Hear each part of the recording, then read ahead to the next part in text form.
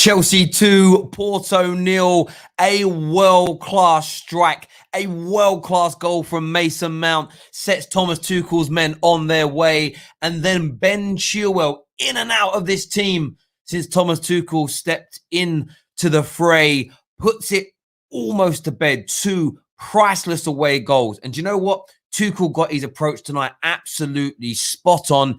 He fooled the world. He fooled the world. Everybody thought Chelsea were going to be the aggressors. Chelsea were going to be the team trying to break them down. But no, it was the other way around. They performed the smash and grab on the Champions League smash and grab merchants. Smash the like button. Hit the share button. Let's go, people.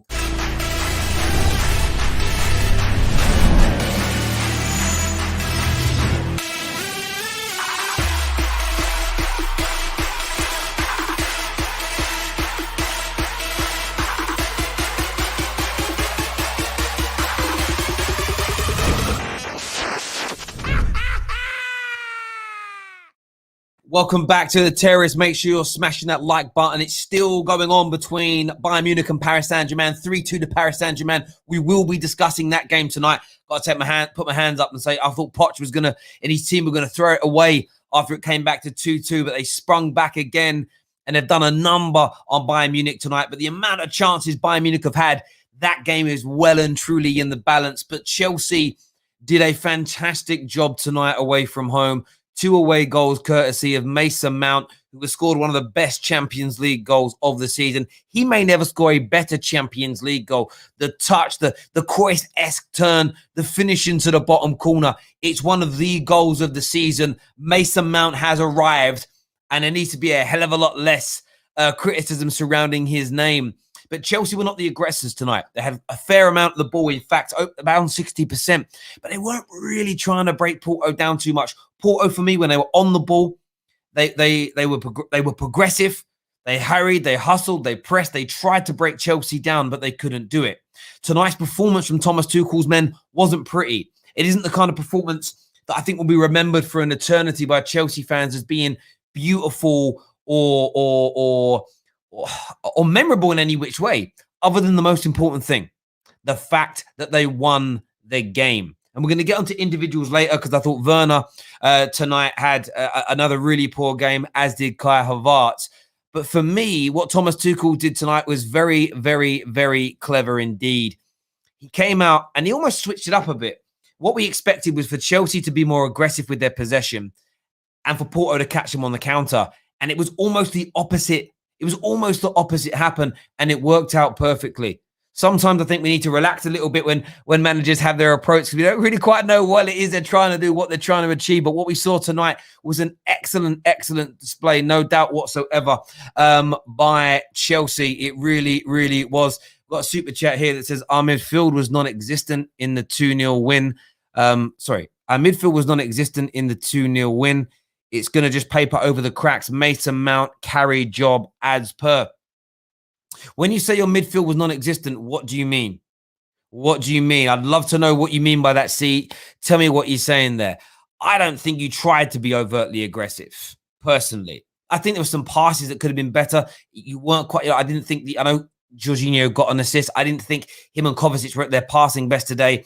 I felt that Timo Werner and Havertz, from an attacking sense, were not at the races either today. Your fullbacks, were they highly creative? No. So there's still that area. There's still that cutting edge in front of goal that needs to improve. But defensively sound, it's another clean sheet. And listen, you take a 2-0 win. You take a 2-0 win into the next round. That is absolutely massive. It truly, truly is. PJ here with a super chat says Chelsea hits the... I don't know what that means. Reserve card on Porto. Is that the Uno reserve card? I don't know what that means. That's why I didn't get it. Good defense wins games. It absolutely does. It really, really does. Lengon Sweet says, I did say Bayern Munich were overrated and Paris Saint-Germain would beat them. It's going to be an oil money semi-final. Look, Bayern Munich are not out of this. I was looking at the statistics just a second ago. It was 31 shots to 6. If Bayern Munich can create that abundance of chances next week, with Lewandowski and Gnabry back in the team, I would be fearful I'd be very, very fearful as a Paris Saint-Germain fan. But you know what? When you've got Neymar, when you've got Kylian Mbappe, anything is possible. The individual moments of brilliance tonight from them two was astounding. And remember, all teams need moments of individual brilliance because Sane tonight had none for Bayern Munich. Choupo-Moting might have scored, might have hit the post, but he was very, very wasteful tonight as an example. Coman tonight, very wasteful again in a Bayern Munich shirt. They can't afford to be next week. They cannot afford to be that wasteful again next week, no doubt. With another super chat that's come in here again. This is from C that says, our link-up play to our attackers was non-existent. It was just defending and hoofing the ball, basically. Again, I think that's a little bit harsh. I think... Maybe again, if that's how you're seeing it as Chelsea fans, that's what you think and feel. I'd be interested to know what the panel think. David's backstage, waiting for a few more arrive before we start bringing them on. Make sure you're smashing that like button for me, though, people. Let's get this past 1,000 likes live on the air. We're talking both the Chelsea game, Porto Chelsea, and Bayern Munich PSG tonight. Of course, we'll focus to begin with on the Chelsea game. DJ says, what a great win for us. People doubted us because of our loss. Rivals saying TT to be sacked. Look at the performance. Everyone was together. All the rubbish about the bust-up. Great win. It was a great win. It was an away performance in the Champions League, and you win 2-0. That is of paramount importance. That's the element that needs to be focused on here by Chelsea fans. Yeah, could Kovacic's passing a bit better? Yes. Of course, you want Werner and Havertz to improve because I thought they were both pants tonight, especially Timo Werner. And I think Tuchel's got to drop him from this first team. It isn't getting any better at all. But Jorginho, I thought, had a fairly decent game moving forward. I thought Mason Mount was excellent again. Hashtag David in the mud. Big apology needed for him. And defensively, Chelsea were absolutely sound. There was no doubt about that from me whatsoever. Hussein here says Lewandowski is out for 3 weeks, bro. Oh, he's out for 3 weeks. So I swear I heard a commentator say he's back next week. If he's out for 3 weeks, then I'll worry. Because Choupo-Moting, bruv, no. You know, it's funny. You know, like you need star quality. Because the system tonight was there for Bayern Munich, but they had no one to put the ball in the back of the net. And people keep telling me that systems are what carry you through. No, brilliance is. What did Chelsea do, Terry? Chelsea smashed it and won 2-0 away from home in the Champions League, strip bear. That's what you did. Artem says, Porto were good. They had some great 1-2 passing. We weren't great, but still won 2-0. Sometimes you've got to win ugly. But you know what are my thoughts on this? Porto moved the ball beautifully tonight. But what did they do with that? It was all fur coat and no knickers. There was no substance to the style of Porto tonight. No substance to the style. They actually got played by Thomas Tuchel. Thomas Tuchel knew, you ain't breaking us down. Look who you got, bruv. Look who you are. Try and break us down, we'll catch you on the counter. And they got it absolutely right tonight, Chelsea. I know Chelsea fans wanted to be the aggressors. I know Chelsea fans wanted to be the team that dominated, not just the ball, but the proceedings. But the tactics worked. They worked. They really did. And I didn't think it was as ugly as you all thought it was, to be fair. KC says, Bayern Munich always had a trash defense. Higher line was finally punished. Would have been a bloodbath. Would have been a bloodbath if press resilient Verratti played. Porto still in the tie. Now, listen, I know you conceded 5 goals. Chelsea conceded 5 goals against West Brom, but you're not conceding 3 goals without reply. Well, actually, 2 goals without reply. 3 goals you need to score at least 2. I don't see it happening. I don't see it happening at all. KC, okay, I've already read that one. Baraka here says 5 p.m. here in Atlanta and Chelsea ended my day on a good note. Now I can rest. Absolutely. Absolutely. Get your rest, my bro. Make sure you're smashing that like and share button. We're going to be bringing the panel on really, really soon. Daniel backstage now as well, waiting to get going with everybody else. I'm not too sure what everybody else is up to. Do you know what it is? I forget some people are not in the group chat at the minute, so I've got to share. I'll share the link with someone backstage. Send Jim the link, please, for me, just to save me doing it while I'm live on the air. Appreciate that. Love you all very, very much indeed. If you'll watch Porto versus Juve, this tie was always going to be ugly. So this 2-0 away win is massive. Listen, Juve attacked Porto and got beat. Chelsea were more pragmatic in their approach from 1-2-0. What would you rather? Have played the pretty football and maybe lost? Maybe got caught on the counter? That's exactly what FC Porto wanted you to do. Thomas Tuchel, for me, got it right tonight. There was just a few moments where the passing could have been a little bit better, but the attempt, the way he wanted to play worked for me. And that's a neutral watching. Maybe I'm not watching it with the same level of expectation, nerves, angst. But for me, I thought it was very, very good indeed. Hit that like and share button, people. Let's do this now. We're going to start bringing the panel on in just a few moments. Louis Van Tuchel is back again. Bruv, LVG weren't winning games, bruv. LVG weren't winning football matches. So I don't know where this comes from. If LVG was winning the games, United fans wouldn't have wanted him out. Simple as that. It wasn't the football was boring. Terry sucks. Yeah, your mum. No, I'm not going to say that. No, I'm not going to say that, bro. I'm not going to say that. Terry supports Chelsea. Oh, yeah, that's where'd you learn that one? Insults 101. Come on, bruv. If you're going to insult me, come with something a little bit better than Terry supports Chelsea. Supports Chelsea. Oh, wow. Come on. Let's do some more of these comments here. Bayern to win it. That Brook is a big statement, but I wouldn't write Bayern Munich off just yet. Anyone writing Bayern Munich off right now, I think is a madman. Mr. Anthony in the house says, for me, a win is a win. Timo and Kai needed to improve, but they did enough, in my opinion. Chili B makes us better. What a goal. Our defense is back. Big words. This is the saltiest I've ever seen rivals. And that would be my point. I wouldn't be if I was a Chelsea fan frustrated at how you played right now, I'd go and look at what rivals are saying and bask in the glory. I really, really would. We're gonna start getting the panel on now, people. Terry is salty. He got knocked out. I've not said anything negative about anyone, really. I don't really. How are you hearing this as salty, bro? Come on. Try harder to insult me. Come on, must do better. It was an immense game, Terry. Difficult to watch. Porto really played well. Mount, Chelsea, GOAT. Let me tell you something about Mason Mount's goal. I'll just say it again for all the people that have just tuned in. Smash that like button, by the way, people. That Mason Mount goal may be the best Champions League goal he ever scores. The opener in an away game in a quarterfinal. Remember, this is the furthest Chelsea have got in the Champions League since 2014. 7 years. There are some of you that come on this show now that shave now. They hadn't even started puberty the last time Chelsea were in a quarterfinal. And Mason Mount steps up. That Cruyff turn to finish the goal is exemplary. If Neymar did that tonight, it all began mental.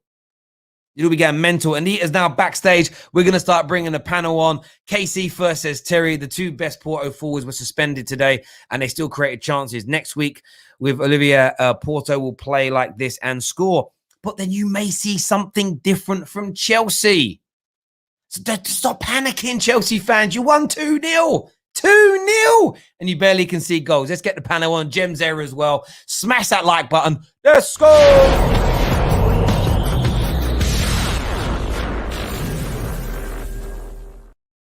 Yes. Wrong. There we go. How are we all this evening, my wonderful Chelsea friends? Come on, you Blues. That's how I'm going to start it. Come on, you Blues.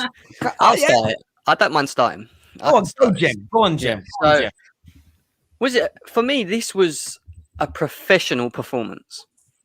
I thought the first half, our distribution was poor.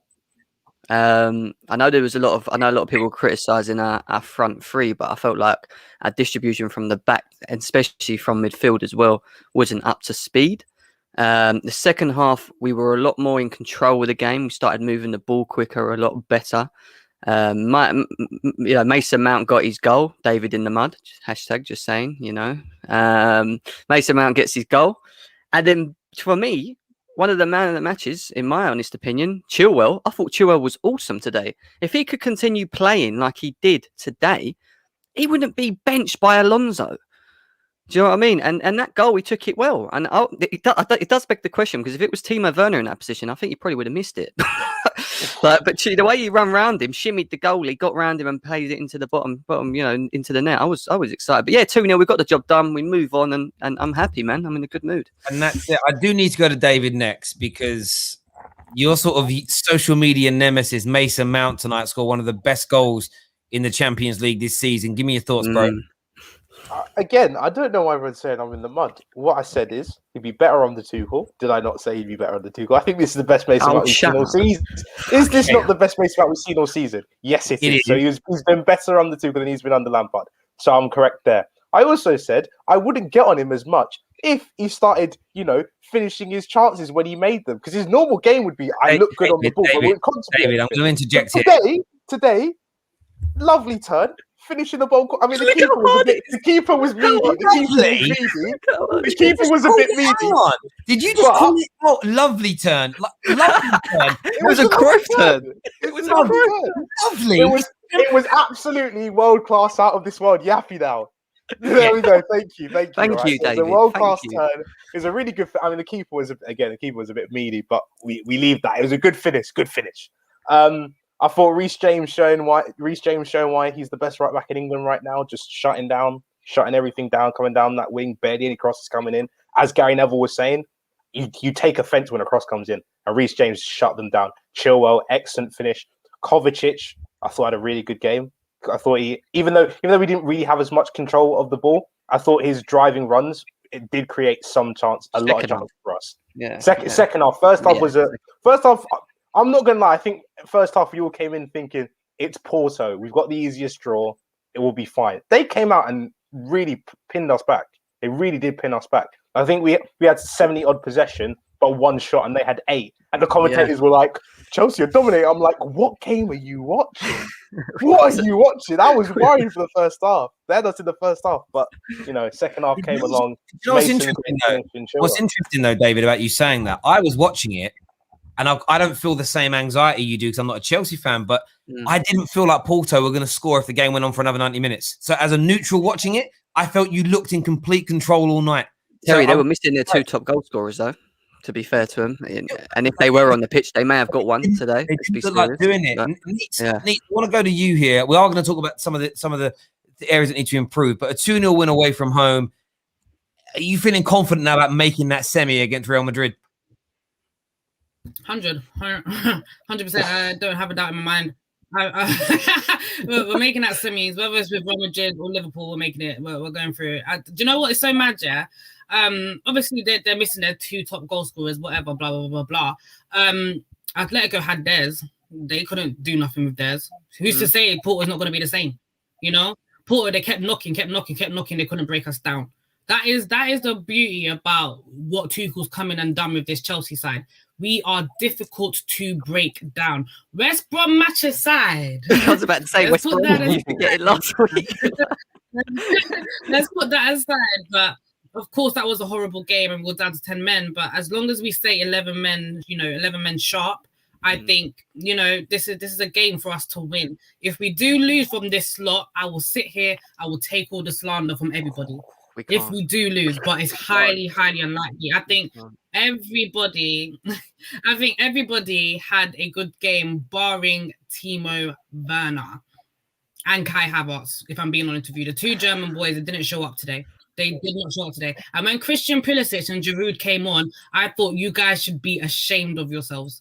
100% they should be ashamed of themselves. But who did you say? No. What's the name of the American that you mentioned? Listen.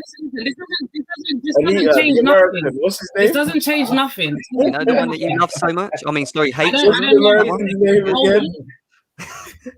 Oh, say Voldemort. Anyway. I thought they should be embarrassed of themselves, if I'm being honest with you. But I think we had a good game today. Like Jem said, it was very professional. We kept it together. We won 2-0. And I'm proud of us. I think semi-finals is a given right now. And if we mess this up, Terry, drag my ass here. And I will sit here and take it from everybody. If you lose here, I'm dragging you from your house into my studio. You're live in this room. Like, that's what's going to happen, 100%. Do you know what I mean? Weave and all. Come here. On camera. No, I don't do that. Danny boy, I mean, what did you make of this? I'm still seeing social media seems to be a big mixture of frustrated Chelsea fans after a 2-0 win away from home in a knockout game in the Champions League. What's your thoughts, mate? I think as fans we have the right to be frustrated a little bit. It wasn't great to watch at times. You know what I'm saying? Like my eye was. I'm not even gonna lie. My eye was wandering to the Bayern PSG. I had 2 screens set up, and like sometimes the way Chelsea are playing, I was so nervous that I just like let me watch another team play for a little bit of possession and then come back to the game kind of thing. But all in all, like in terms of how we played overall, again professional. I think second half was definitely better than the first half in terms of having more control. I feel like when we didn't have the ball in the second half, we looked in more control than when we didn't in the first half. Kovacic, Jorginho, again, they performed better in the second half. I think Timo Werner, definitely terrible game, but Kai Havertz didn't really get the service. He was being asked to hold up the ball and whatnot. So I think you can't get onto Havertz too much. But Werner, yeah, there were times where he was dribbling with the ball and it just, yeah, I mean, less the better. But I think all in all, look, professional performance. I'm just looking forward because I did say after the West Brom win that we will. After the West Brom win, after the West Brom loss, we would beat Porto. But it's about the momentum now. Like we're looking forward to the weekend now. I think we got Crystal Palace. That's another must-win game. You have a lot of must-win games, and it's just about the momentum, continuing that momentum. But in terms of like, don't want to focus too much on the negatives, but I do think Werner needs to sit down, man. Like. The playing him into form isn't working anymore. So like, there's guys who deserve a couple of a run in the teams. You know what I'm saying? Whether it be Cho, whether it be Pulisic, I just don't think Werner should be in the team anymore. And I think keeping him in the team also, I think, sends the wrong message. So he just has to be careful about that, even though he really likes Werner. But yeah, all in all, professional, and we move on. We move to the weekend. I think a lot of people would agree with you on the Timo Werner element. I know substitutes. They what time did Giroud and Pulisic come on? That was 70th, I think. Yeah. 65th minute. I felt you looked a better team after that point, if that made sense. And you posted after that, you went on to score. I agree completely. I think Twitter agrees that I thought we looked better when Kante come on. He just brought some energy to the midfield. We just looked. He was doing like shimmies around people. I was thinking, what's going on here? Kante, we had a 3-man midfield though. It was a 3-man midfield. We hadn't had that before in a while. Do you know what I mean? So we brought on that Kovacic, Jorginho, and Kante. I really like that midfield, to be honest, because we do control games with that, and we have the energy of Kante as well. But you'll say you like that until they play against West Brom, and then they can't score. In the big games, I do like it because we played them in the big games. Yeah. By the way, just as a quick point, another thing. Oh my days! I don't know if this was frustrating you, but the reason why from Champions League games, Thiago Silva needs to play is because that outlet ball to Reece James was on, so many times, and Christensen was messing up that ball time and time again. I was getting so frustrated. Why would you do that? Yeah, he was. I was coming in not being negative because I was going to start, and that was what I was going to start on. But I thought I see you all being happy. I didn't want to come in and ruin the mood. I think it's unfair criticism, man. Wait, our distribution from the back is shocking, especially in the first half. I'm not having it. I'm not having it, bro. I'm sorry, man. Listen, Christensen, for me, I understand. Maybe on the ball, the outlet wasn't there. But if you look at everything else in this game, I'm sorry, aerial duels. We always criticize him, 100% of his aerial duels won today. Barely missed any passes. I'm sorry, like I'm looking at his performance. I understand that outball wasn't there.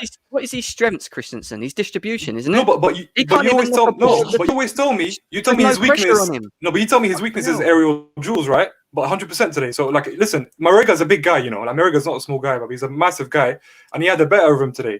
I was impressed. And at the same time, Christensen wasn't the only one who misplaced that ball. No, he wasn't. There was one. Of course. Mason opened it, went straight to the keeper. A long time when Jorginho messed it up as well. So, As an outsider looking in again, this is why I think Tuchel needs so much credit, because I think 3, 4, 5 of these players over the next 12 to 18 months, he's going to want better footballers on the ball to play his game. And it wasn't the system that let you down at all tonight if you're frustrated. It's the individuals that were applying those passes or meant to be holding the ball up or making the right runs. And to be doing what Tuchel's doing with a squad that I don't think is sufficient enough yet for the way he wants to truly play, I think is again very good. We have a super chat here from Lamin for David. It says, David, where is your energy for Werner and Havertz? Well, I wasn't asked about Werner and Havertz. They weren't. I think what he's saying is, because Lamin calls the show a lot, is that whenever Mason Mount farts in public, you're on his neck. But yeah, Werner and Havertz a bad performance. You're kind of you are silent. The thing is, have Havertz today. I'll give a break because I don't feel like he was played to his strengths. Like he was asked to win a lot of aerial duels today, and he's good in the air. He's good in the air, but he's not the kind of guy who's going to win every time. So I'm not going to get too onto it. Werner, I do think Werner now it's the time to bench him. I do think so. Yeah, but I disagree. In the first half, he was not getting the distribution was bad for all the front three in the first half. It was bad. Do you know what the problem is? Do you know what the problem is, though? Go on, David. No, I was going to say, like, Werner does what he normally does. He tries really hard. That's one thing I will never vote him for. He tries really hard. But, like, his trying today didn't drag a man away or anything. I just felt like he was kind of headless, just running around, hoping something would fall to him. But like David, when he got the ball right in the second half and he started running with it, I was like, stop running! And the ball just literally went behind him, and it was still running. The ball was behind him. But you know what the problem is, Jen? The problem is that listen, we starve these people of service, though. We starve them of service, so they have to come deep. And when Werner comes deep, bro, it's a disaster, bro, because he comes deep and he tries to take on players.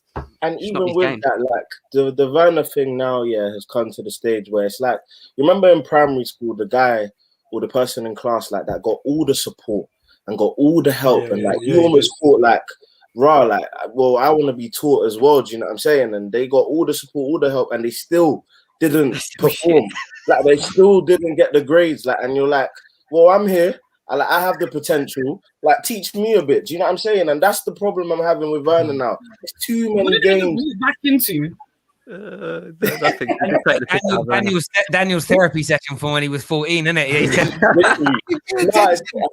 Daniel's therapy session 101. Like, Werner just needs to sit down for a bit. Look, there's Hudson. Leave him alone, man. There's other guys that can just like do better. Must do better because Werner's just. He's not good enough, man. He's just not good enough. I hear you guys on that. Obviously, there was another game that was on tonight. By the way, everyone who's tuning in, smash that like button for us right now. There was another big game on tonight, which was just, it was it's so, I've been so frustrated this quarterfinal week. There's too many good games. I know they can't this season. They've got to spread these games so we can watch them all. 3-2 it finished to Paris Saint-Germain. Very much. I mean, the ultimate smash and grab. I think they only had 4 shots on target in the whole game. Mbappe's got himself another 2 goals. Marquinhos, another. But such an interesting game because Bayern Munich were probably the better team, but wasteful. It goes to that second leg with only 1 goal difference, but 3 away goals for Paris Saint-Germain. Dan, I know you said you watched some of that. What were your thoughts on the performance? Do you think that Paris Saint-Germain were worthy winners tonight? Oh, 100%. They were worthy winners. I think the Bayern Munich, the thing about the way they played today, for some reason, I sensed a little bit of nervousness in the way they were playing. And rightly so. You know, when you got Mbappe and Neymar countering you, that's like probably the 2 best players to have to counter attack for one. I do think if Lewandowski plays, it's a different. I do think it will be a draw. He takes one of the chances that were created today. In terms of PSG and looking forward to the second leg, I think it'll be interesting to see how they play without Marquinhos because I think he got a muscle injury, meaning obviously he might not make it in time for next week, and that's a big loss for PSG. I just think, with PSG and the Pochettino and everything, it would just be so interesting, to see Pochettino win the Champions League but not win the league. I just think it would be so funny. Like it just would be good for the neutral and see the way people would analyze it. But in terms of the game, you know what? I think if Bayern go out, that's a big statement, man. Regardless of Lewandowski not being available, that's big, man. Do you know what else, Daniel, as well? For me, from what I've seen, I haven't watched a lot of French football. From what I've seen with Kylian Mbappe, right now, he is the best player in the world. Hands down for me.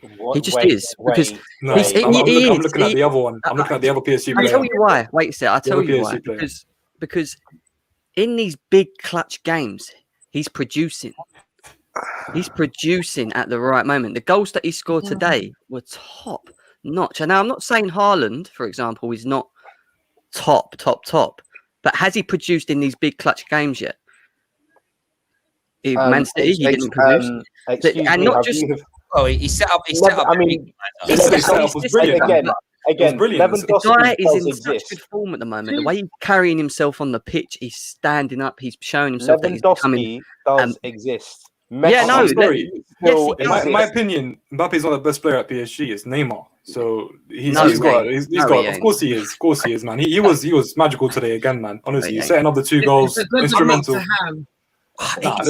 It's interesting one for me. Mbappe is amazing, and what he did to Barcelona and what he did to Bayern Munich tonight was brilliant counter-attack football. But it's interesting when there are other players in the world, I'm not even going to name someone, when they score lots of goals on the counter-attack, it's actually put down as that's all you can do. And I know that Mbappe can break teams down. I don't think Mbappe, and the same as Haaland, they'll never be crowned best players in the world until you see them playing for teams where the majority of sides sit back and they've got to break down low blocks. And I don't mean that, I don't watch French football. I don't think they play. What people tell me, they don't play football like that over there. There was a lot more time, a lot more space. So I want to see Mbappe move to Spain. I want to see him move to Italy or England to see what he does before we start saying best in the world. In terms of in his age category, like under 23s, him and Haaland, it's neck and neck. But of course, he's there or thereabouts. And I think it's 8 goals in 8 Champions League games so far this season from him. It's amazing. And if he, you give him chances, he absolutely laps them up. And his speed. His speed is just something else. I mean, Boateng loves getting embarrassed in the Champions League.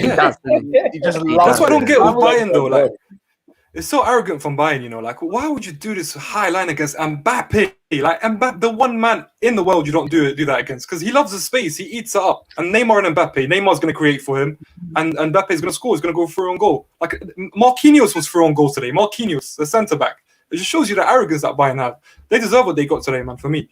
If you're going to be that arrogant with Sula at the back, Sula's got little to no pace. It's interesting. We have one Bayern Munich fan that phones this show up, and he basically said he makes City favourites because he went, we're very good going forward, but we can't defend. I think if City City would tear Bayern Munich apart defensively, there's no doubt. And they're very hard to break down themselves. So defensively, I think Man City have been one of the best teams in Europe, both statistically and on the eye test this year. It's why I made them favourites. Bayern Munich, they just don't look as good as they did last year, both domestically and in Europe. With no Lewandowski, it's going to be, they've got a lot to do to turn this around now. It is though. I think PSG and Chelsea, more so PSG though, fall in the category of loose cannons, because obviously City, the expectation is there.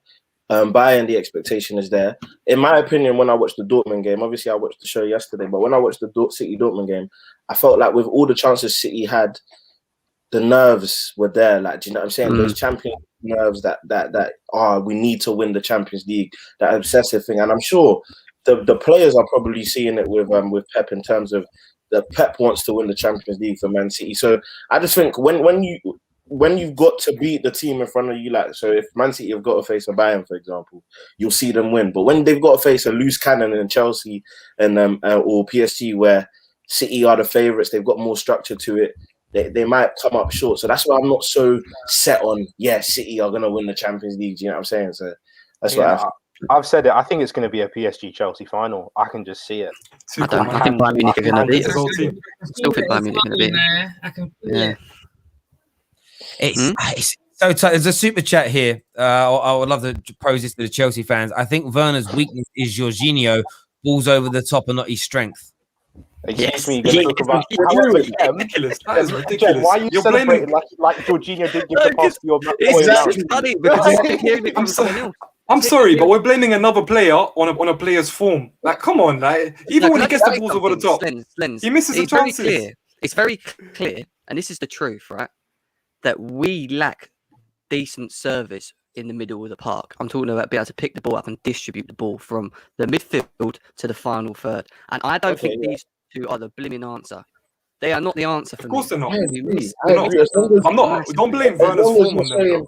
As long as you're saying it's both of them, because they both. No, it's both of them. That's fine. That's fine. In terms of that super chat, look at David's face. Look at David's face. No, it's true though. We do need a deep line playmaker. That is like what we need. That is what we need. Buendia. I keep saying it. What Emi Buendia? Whoa. No.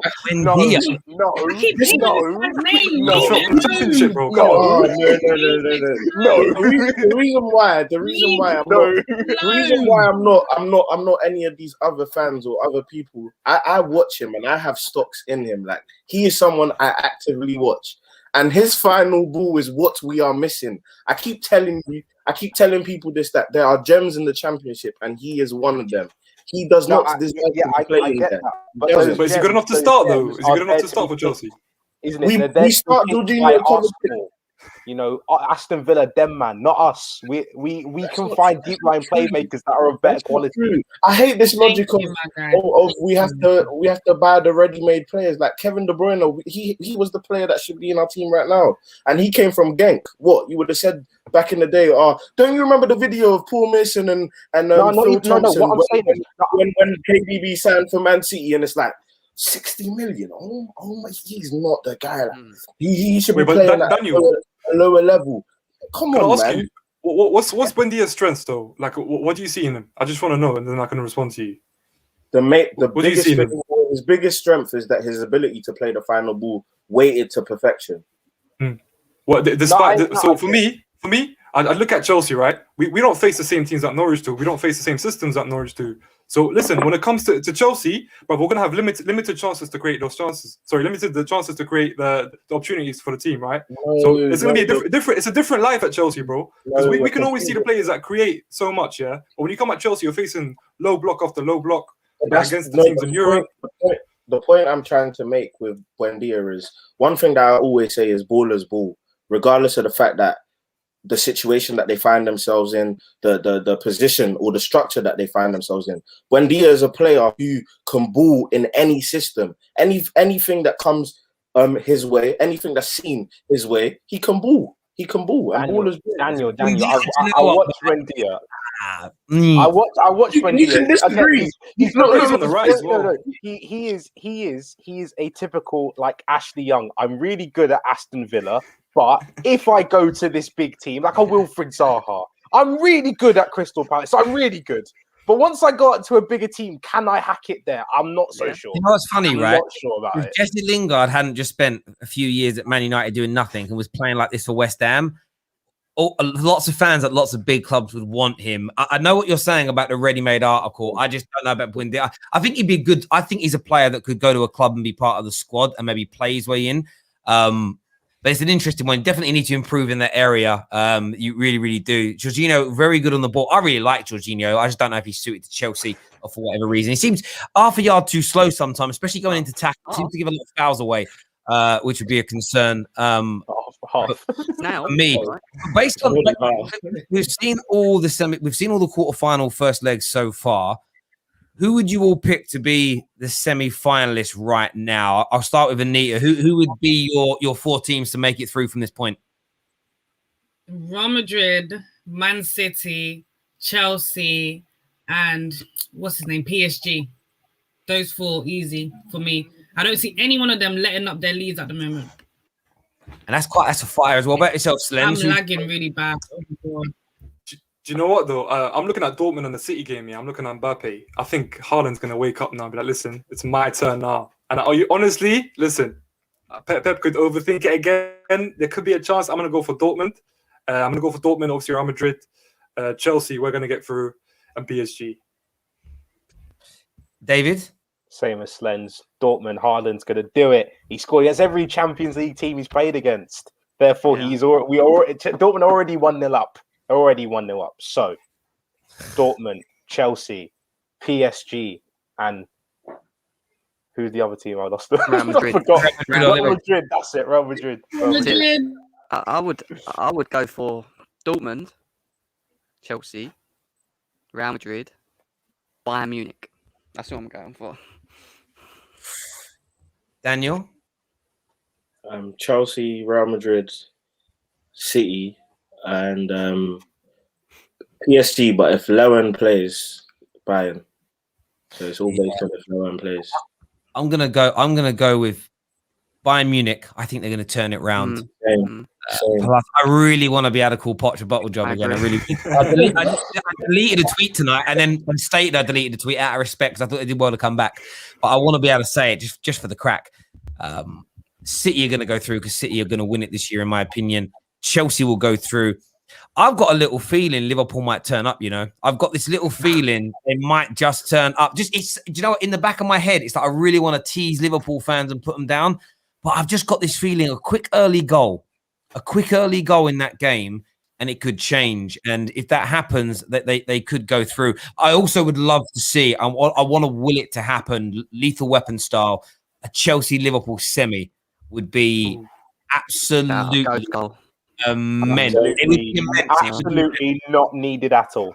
Exactly. Do you know what it's about the second leg? The Liverpool second leg, by the way. A certain Eden Hazard's going back to Anfield, his playground. So it's going to be interesting. And he's playing against Trent, Kabak, and Phillips.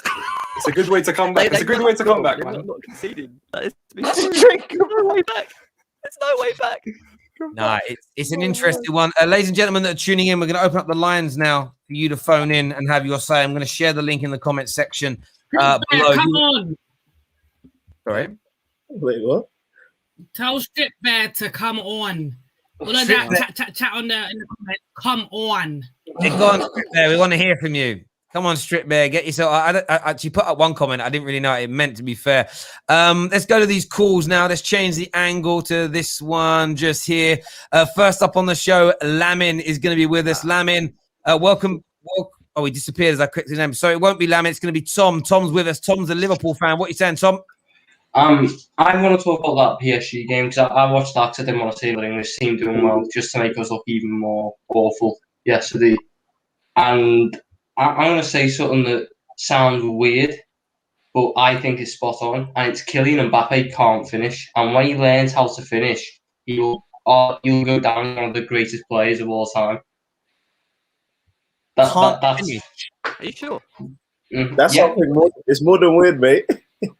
No. Are you sure? The logic behind it. The logic behind it is he scores 2 goals.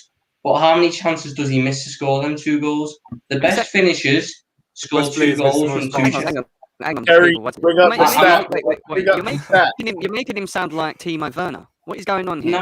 No, because Timo Werner doesn't score. Mbappe does score, but misses multiple chances to score. Gary, bring up I see it in Mo Salah every week.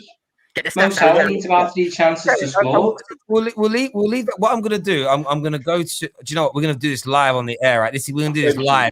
No one can see him cheating. So I'm going to press this, press that, do this. You should share on the screen now. There we go. Right, I need to zoom out a little bit because that's very, very close. So I'm going to put in a play. I'm going to put in Mbappe here. Look at that. Now my dyslexic brain is going to be, I'm spelling live on the air. So let's have a little look in this, right? Let's edit this. We're going to look at conversion rate here. So we're going to, I think it's under attack. Conversion rate in, right? So we take out, so in the Champions League this year, 33% completion rate. Mm-hmm. So what we're going to do is, I'm going to put Lewandowski. I'm going to put Lewandowski in. So we know Lewandowski's world class. Conversion, that's Super Cup. Let's get Champions League this year. 27% conversion. No,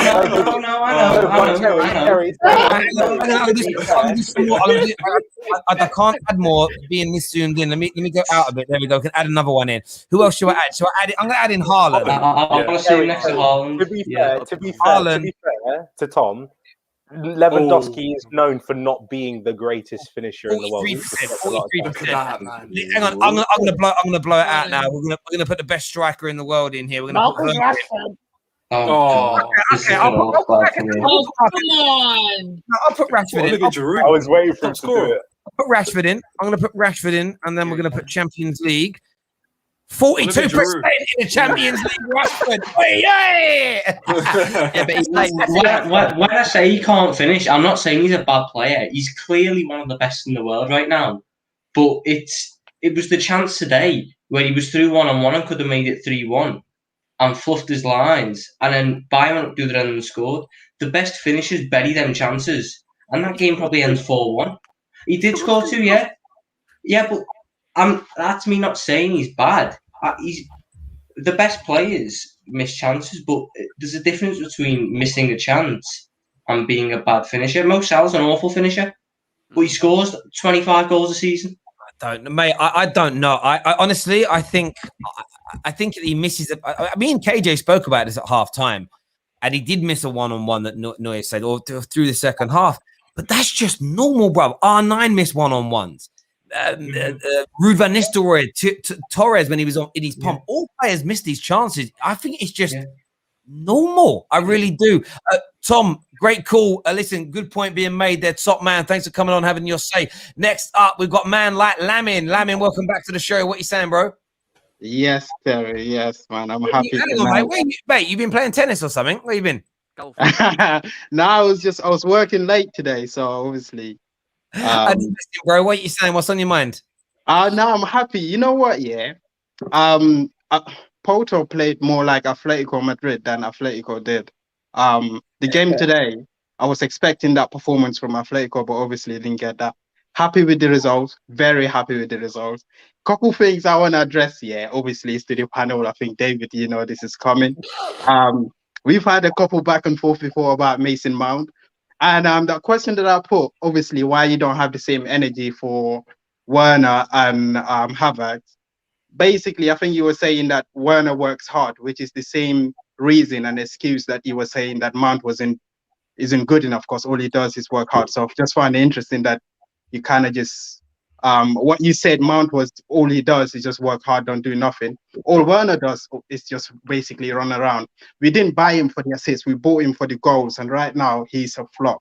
And so is Havertz as well. And you go very quiet and silent when them two have a bad game. But whenever Mason Mount has a bad game, you obviously become like his biggest critic. Right. So first of I don't know. My problem, I'll call it a problem with Mason Mount, was that whenever he'd have those games where all he would to do is to work hard, like he'd run around, do a couple good passes, but not actually create anything, like create very little good chances, everyone would say he's world class. When Werner and Havertz have bad games, everyone says they have bad games. So there's no need for me to be like, oh my God, Werner had a really bad. There is no need for it. Mount, when I say Mount doesn't have good games, it's normally Mount was good today, whereas everyone said he was perfect. That's normally where the differential comes in. No, I have never said that Mount is a bad player. I've never said that. I have said he's not the player that everyone thinks he is right now. There's a future I can see. But right now, I can't see it. However, that was under Lampard. Under Tuchel, I said he would be a better player. This is the best Mason Mount we have seen all season. So I was correct again. Thank you very much. Okay, you see the thing is, I don't think I've never heard anyone on the Football Terrace said that Mason Mount is there, he's ready. We all knew that obviously this kid has potential, and just like all of our youngsters, just like Hudson-Odoi, just like Reece James, none of us are saying that they're world class. We know that they have potential and they have a long way to go, so we're willing to be patient with them. Whenever Mount has a bad game, you always hear quick to jump on him. But even with the other youngsters, you never really jump on them as much. And I don't see you jump on any of the other Chelsea players that have consistent bad games.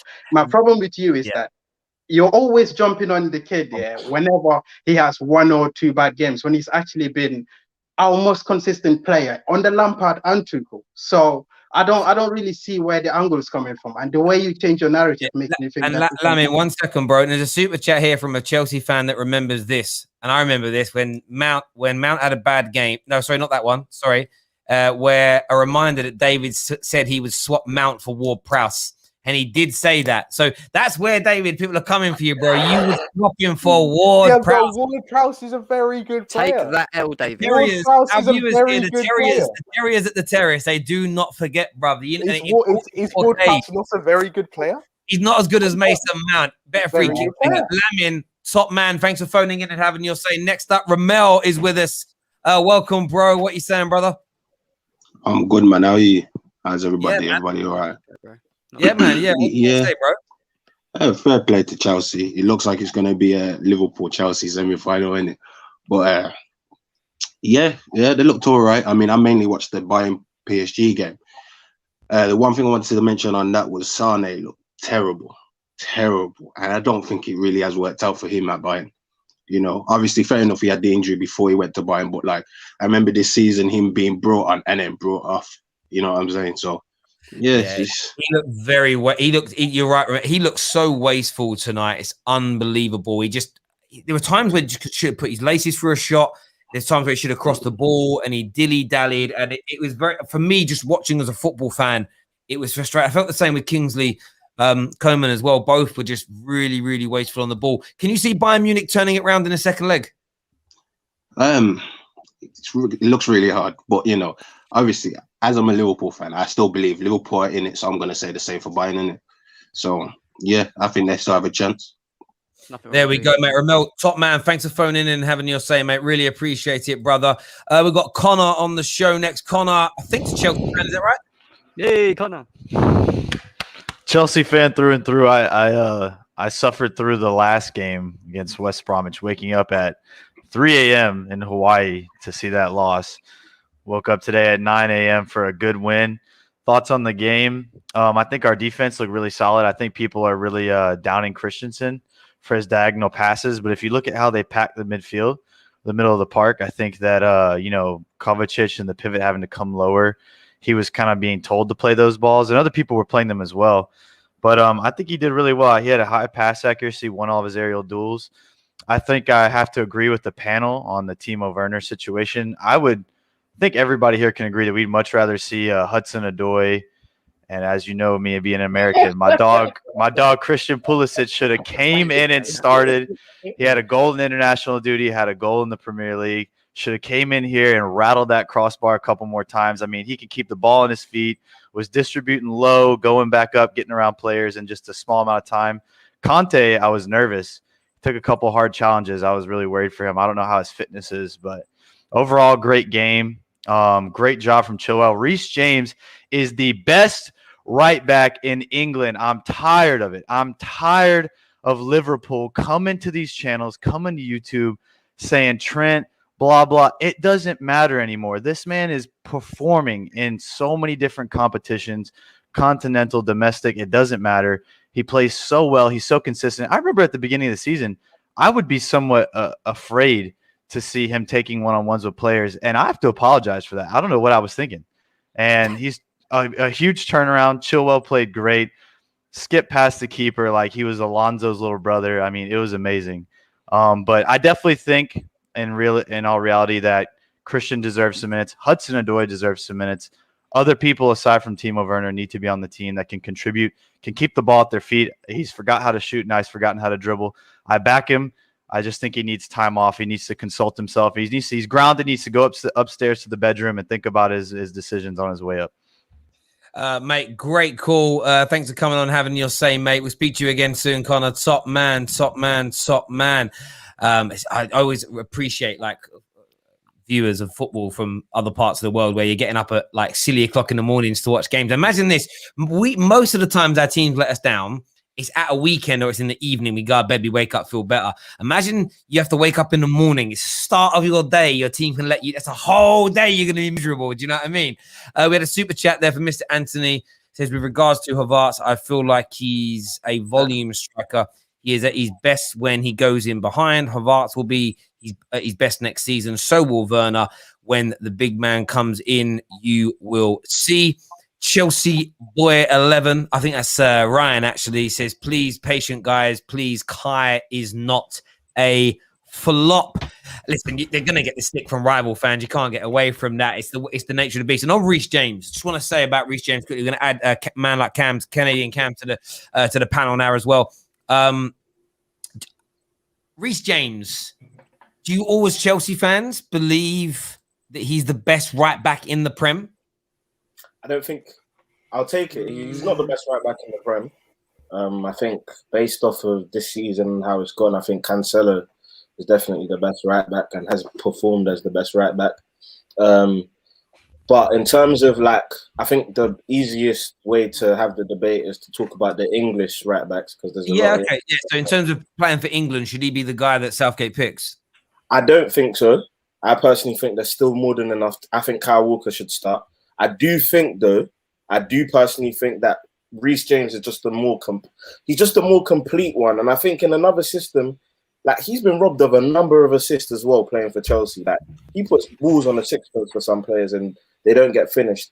But what Reece James has that Trent and I think Kyle Walker don't have sometimes is Reece James, when he's performing at his best, doesn't lapse in concentration. When it comes to those 1v1s, he's strong.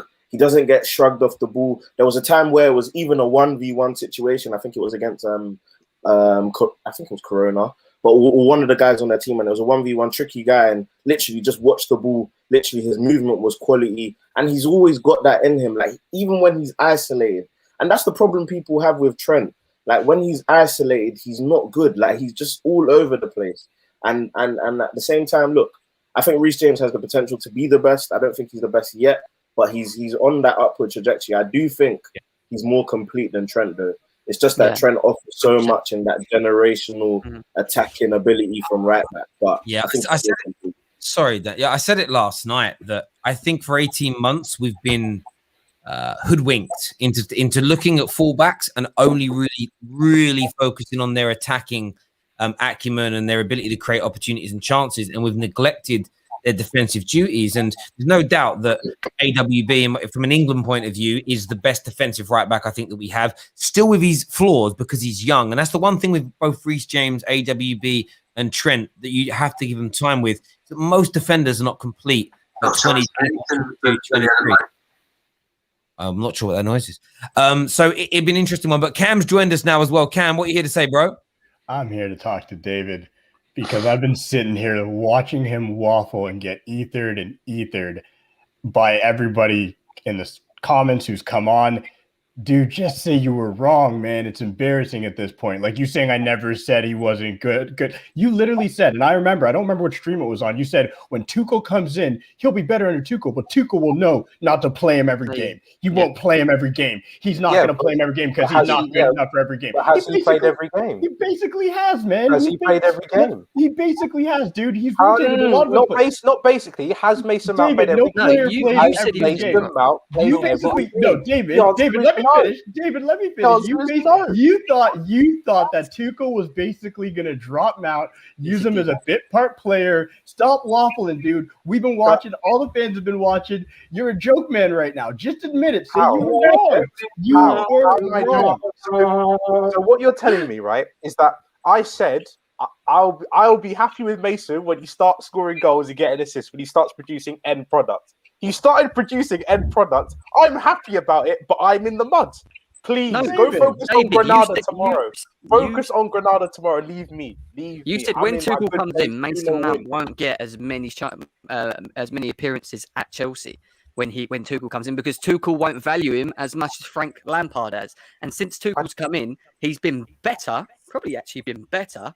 Yeah, in a different formation, and he's contributing to his game as well. So you're the one that's saying. Jem. Repeat your exact statement just now. Repeat it. I will break it down. And you'll see. Repeat it. Repeat your exact statement. Your statement. No. Hold on, David. Your statement. I heard no, Jem.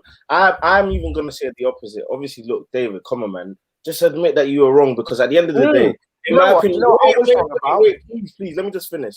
Okay. Can you honestly say Mason Mount really from Lampard this season to Tuchel, the team as a whole, yes, has improved, but can you say that really Mount has changed any? Like Mount has always been this good. It's just that now he's being more effective because a smarter manager is getting the most out of him. Yes, no facts. Because Mount, wait, let me finish. Up until Tuchel came, who was our player of the season? It was Mason Mount. There was no one else. He was the number one player of the season.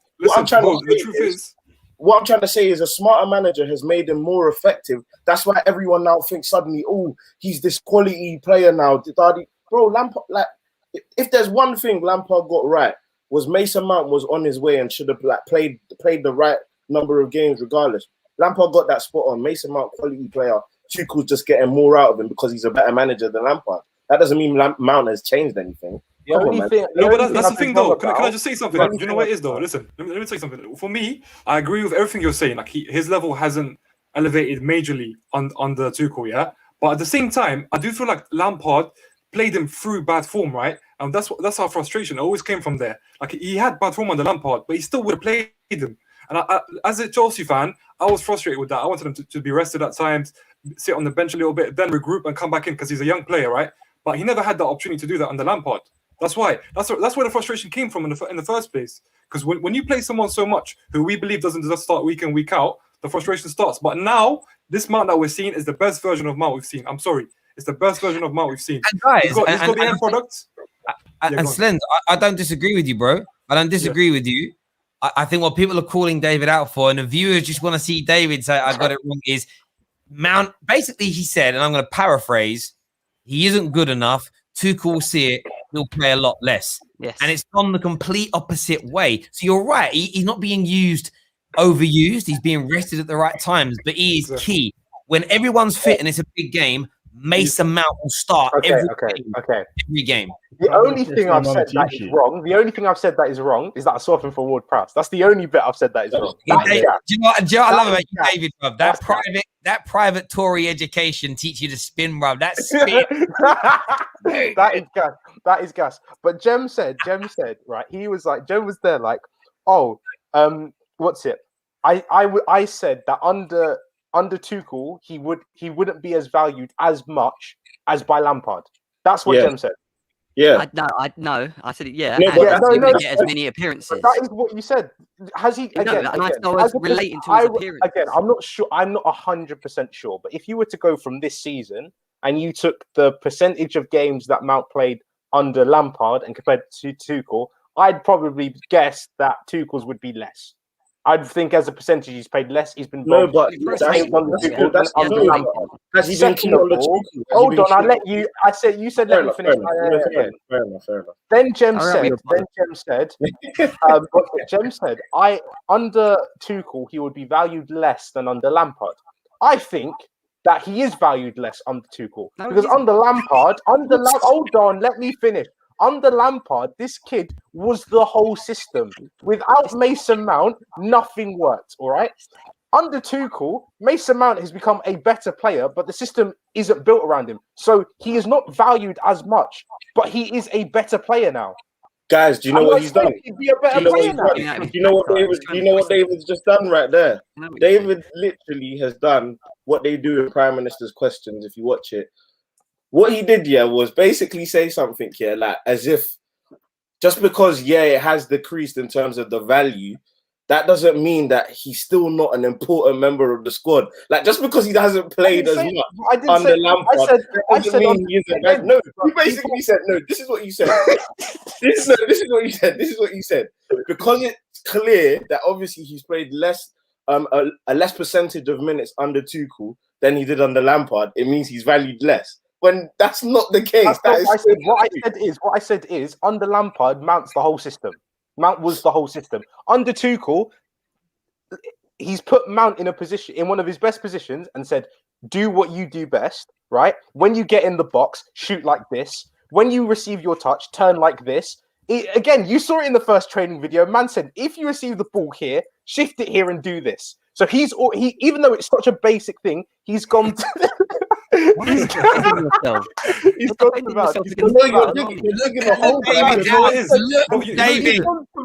you've been outed, bro. You've been outed. We're not going to ever sack David. David's been out. I said under Tuchel.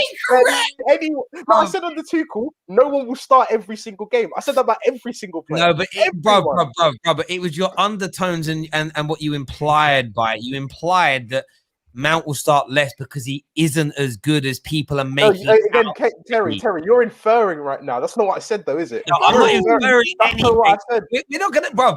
You may be clever, but you ain't got out of bed early enough to catch me out, bro. We knew exactly what you meant because it was followed up with I was swapping for Ward Prowse. So we all know what that means, bro. We all know exactly. I was wrong about Ward Prowse, and I've said that. There we go. Do me a favor and smash that like button, ladies and gentlemen. Let's go past 1,000 likes during this stream. Next up on the show, we're going to have man like Abs. Abs, what you saying, mate?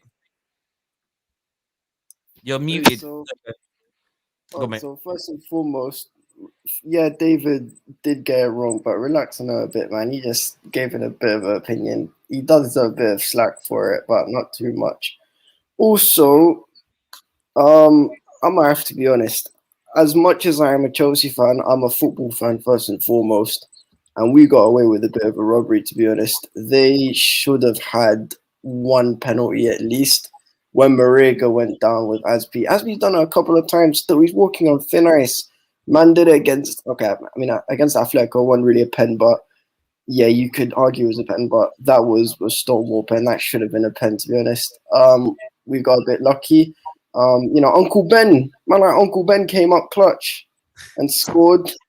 It was what's his name? Even Jorginho. Today he turned back into Jorginho from Brazil, not George from Camberwell. So that's one positive as well. And yeah, it was just general. We weren't amazing, but we did what we had to do. Got them 2 goals, and yeah, let's just push on for the semi-finals. Palace away next. Let's go put them in a spliff. Big up Terry, big up the panel, big up everyone else. Top man, speak to you again soon, mate. All the best. Thank you. Terry, David texted one of his mates and was like, "Yo, I need some backup. Come on." Yeah, that's what just happened there. That's what just happened. Get me out. There was a comment earlier, and I need to find it. It's actually one of the best comments I've seen on the show in a long time. Here it is. It says, Representative David, MP for Waffletown. Like it's very true. It absolutely is. But you're very good at it, mate. And that I like to see someone that can get themselves out of a Houdini, bro. We're going to call you Houdini on the show now. Gets out of that box. Everyone that's tuned in this evening, a massive thank you. A massive, massive thank you. More streams coming tomorrow. Of course, we'll be covering in the evening the huge, gargantuan Europa League clashes. Man United and Arsenal versus the might of Slavia Prague, who are famous for what they're famous for. Stag doos and hen doos, really, in Prague. That's pretty much it as far as I'm aware. And Granada, famous for making Coronation Street. What mammoth ties we are in for there. We had another super chat, actually, that says Reece James still better and more complete than Trent and Walker. Great show. Thanks for having me on. Like and subscribe. Hashtag David in the mud. Top man Connor. Appreciate you coming on. To everyone that has tuned in today, a massive thank you to you, all the panelists, everybody that's phoned in. Until next time, take care. Goodbye. God bless.